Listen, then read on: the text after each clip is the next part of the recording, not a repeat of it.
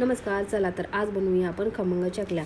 त्यासाठी मी इथे भाजणी तयार केली आहे. भाजणीसाठी अर्धा किलो तांदूळ, 200 ग्रॅम चणा डाळ, 100 ग्रॅम मूग डाळ, 50 ग्रॅम उडीद डाळ, 100 ग्रॅम साबुदाणा, 100 ग्रॅम पोहे आणि 50 ग्रॅम जिरे एवढं साहित्य घेतलं आहे. आदल्या दिवशी मी तांदूळ आणि डाळी स्वच्छ धुवून दुसऱ्या दिवशी मी त्या खमंग अशा भाजल्या आहेत. साबुदाणा आणि पोहे हलकेसे भाजले आहेत, जिरेही थोडे भाजले आहेत व त्याची भाजणी तयार केली आहे.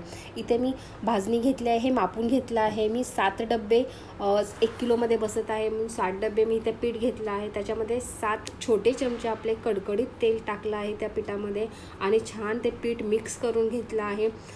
आता इथे मी पाणी घेतलं आहे पातेल्यामध्ये, तेही मी त्याच मापाने 60 डब्बे पाण्याचे घेतले आहेत आणि ते छान उकळल्यानंतर त्यात सुहाना चकली मसाला ॲड केला आहे आणि त्याच्यामध्ये चवीनुसार मी मीठ आणि ओवाही ॲड केला आहे. नंतर हे पीठ आपली भाजणी होती हळूहळू मी त्या पातेल्यामध्ये ॲड केली आहे व ती ढवळली आहे. गुटळ्या राहता कामा नये, हळूहळू ही प्रोसेस करायची आहे. छान ढवळल्यानंतर, छान मिक्स झाल्यानंतर ही भाजणी तशीच अर्धा तास तशीच मुरत ठेवायची आहे.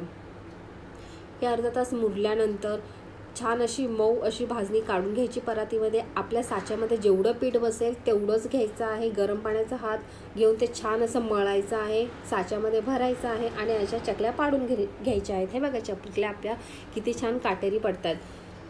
अशा मी एका वेळेला एक सेट केला आहेत. मी 3च चकल्या पाडल्या आहेत, कारण तेलामध्ये जास्त चकल्या टाकल्या तर ते तेल परत थंड होतं. इथे कडकडीत तेल घेतलं आहे, पण ते मध्यम आचेवर आल्यानंतर मी त्या चकल्या ॲड केल्या आहेत व छान अशा भाजल्या आहेत. चकल्या खूप छान खुसखुशीत होतात. आवडलं तर नक्की ट्राय करा, लाईक करा, सबस्क्राईब करा. थँक्यू.